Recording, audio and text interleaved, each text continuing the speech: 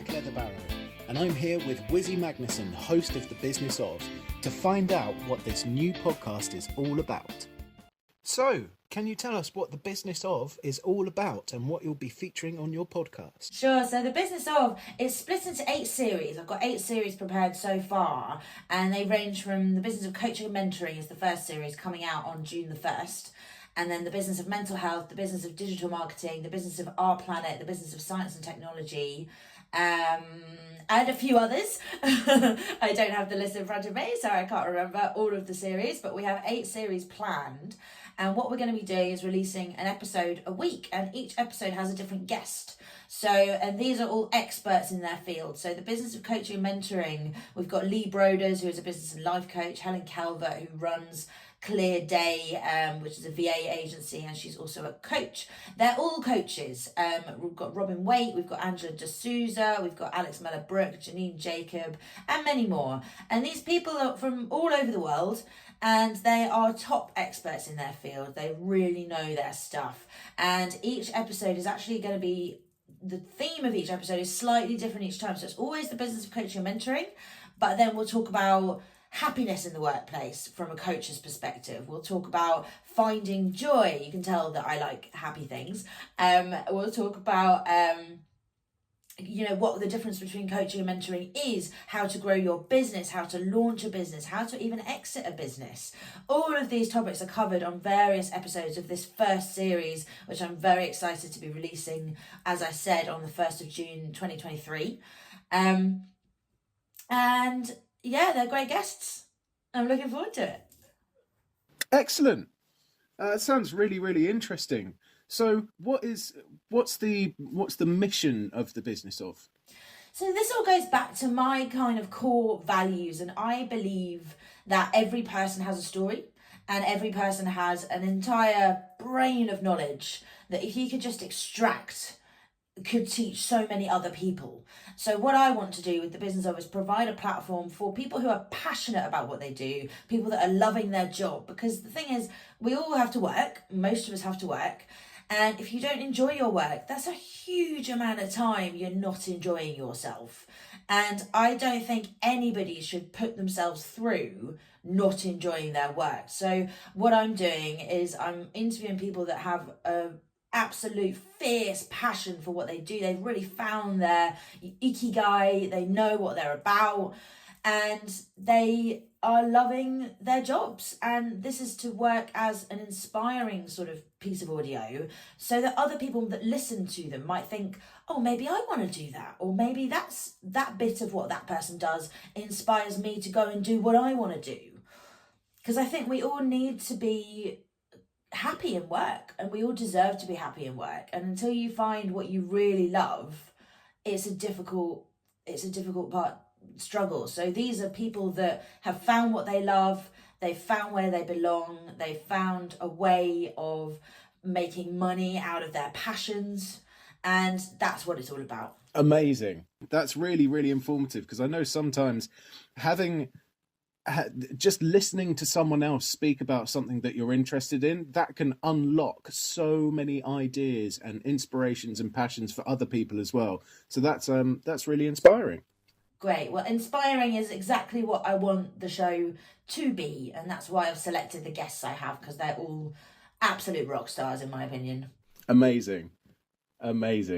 So I know you've touched on it a little bit, but what sort of format is The Business Of, and how is it going to play out when we start listening? Yeah, so the format, they're roughly 30-minute episodes. Some of them are a little bit longer than 30 minutes, some of them are a little bit shorter than 30 minutes, and it's basically a Q&A, but I do talk quite a bit as well sometimes. Sometimes it takes me a while to come up with the question, because although I script questions, I'm a big believer in off the cuff, it makes for better audio, and I'm a believer in building a narrative through what the guest says, not following a set of strict questions. And my experience in radio, I've been on radio since 2009, and one thing I learned quite early on was always write a script or script some questions, then basically throw it in the bin and go with what your guest is all about and really dig into what they do. Use those cues that you get from interesting things they say. Go on tangents, because that's where the gold is, and that's what's really interesting. listening to an interview. I think if you ignore the answer, it's about active listening and reactive questioning. This is what I teach my podcast coaching clients to do. I always explain to them that active listening is when you are really hearing what the person is saying and you're really focused on what they're trying to say, and you're also reading between the lines. What are they not saying? What are they keeping back? What do they want to say but they don't think that's the answer to your question? And then reactive questioning is where you come up with the question on the spot and you go with the flow and you hook on to something that they have said rather than what you think you want them to say. I don't know if that actually talks about the format at all. I didn't really answer your question, did I?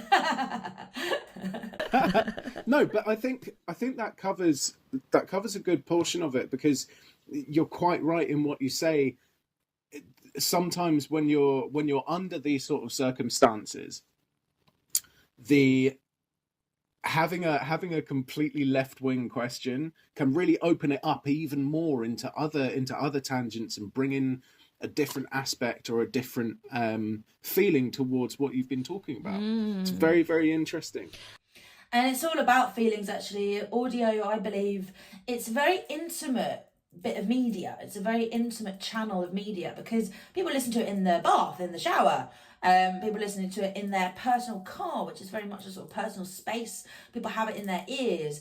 And people connect with authenticity, people connect with emotion, and people feel less alone and more inspired when they are in a place of sort of vulnerability, if you like.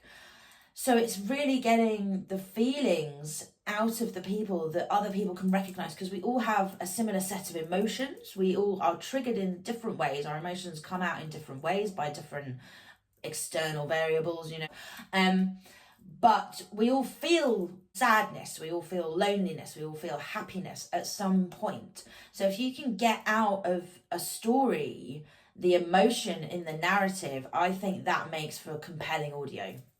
Definitely. So I guess with that being said, having it in a personal space, from what I understand, your mission is to sort of really get to people when they're in their personal space, but so that they're able to absorb as much information about the episode that's happening. And I guess to be able to do that, you have to be reactive listening, you have to be answering questions, but also following them up and trying to find out more information about things. It's got to be deep and it's got to be authentic. I've mentioned authenticity before, but one thing I learned, again, very quickly in my radio career was, you should listen to some of the recordings of my early shows. I was not a good presenter. Compared to what I am now. I've still got a lot of learning to do. I'm not by any means a great presenter now, but I do my best. And it's certainly better than it was. And the thing I learned was drop the act. Don't put on a radio voice. Don't put on a radio personality, because people can hear through it. So you can see through things. You can hear through an actor. You don't want to listen to an actor on the radio. You want to listen to a real human, because you are a real human. You're in your human space. It's intimate, as I said. So being yourself, being authentic and bringing your whole self to the radio is very important. People talk about this in the workplace now, bring your whole self to work. Well, you got to bring your whole self. If you're a radio presenter, you got to bring your whole self to the radio as well, and try not to be too self-critical. I personally hate the editing process because I have to listen to myself all the time, and I always criticise it. I'm always going, you spoke too long there, you didn't speak enough there, you didn't really hear what the guest said there. I'm very highly critical. I think we all are very highly critical of ourselves and our own performance. But in a way, that's a strength, because with high critique comes a high level of personal development and professional development, because you are always striving to be better than you were yesterday. Yeah, absolutely. So that leads on very nicely to what I was next going to ask you about, which is, speaking of self-development, that kind of thing, what's the mission statement of the business of? To inspire, inform, educate, and soothe. and soothe. That's lovely. There aren't many things out there who are catered specifically to soothe an uneasy mind, and there's a lot of people out there who are crying out for something to listen to soothe them, not anger them, not trigger them, not be fed by various social media or YouTube or what have you. So having something that's soothing for the soul, I think there's a big need for that. There's a lot of laughter in the podcast. In the first series, there's a lot of laughter, particularly with Helen Calvert. We giggle away. I think I sing at one point. I sing joyful, joyful, we are joyful, because it's the business of finding joy.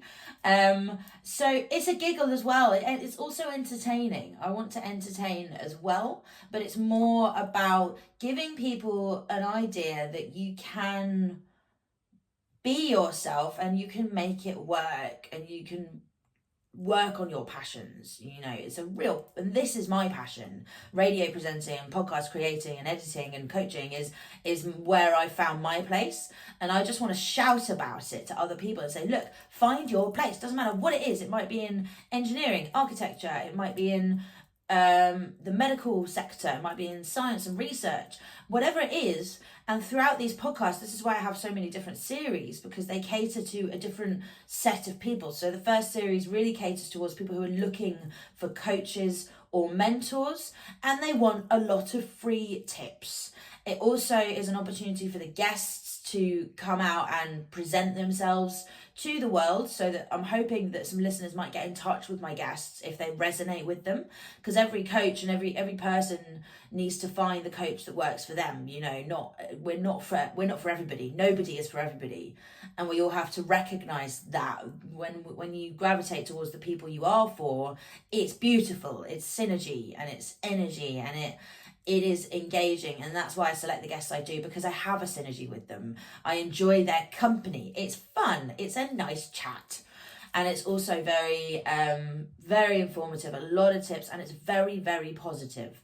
The Business of Mental Health, the next series that we're going to be releasing, I think that's the second series, which is going to be coming out in around August, September time, once we've released the 14 episodes of the first series, it goes deep.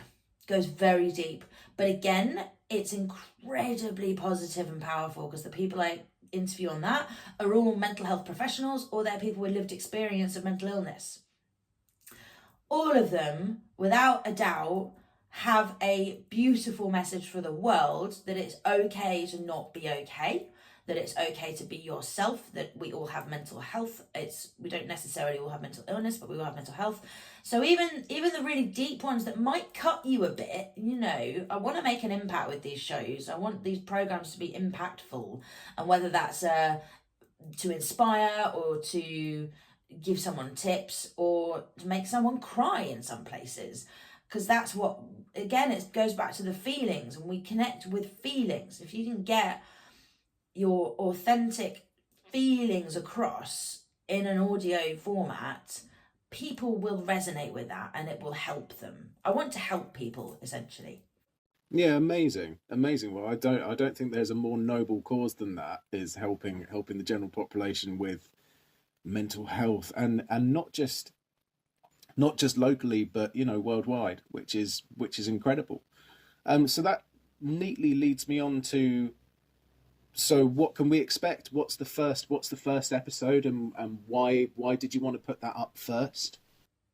Okay, so the first episode is very special, because this chap, Lee Broders, you can find him on leebroders.com. He's a business and life coach, and he contacted me from one of my sort of Facebook posts looking for guests, and said, I'd love to be on your show, and he applied, and I accepted. I always do an intro chat before we do the show, but to make sure that we align and our synergy is there. It's not, because I'm not for everyone, and it's not going to work with every person, but it works with a lot of them.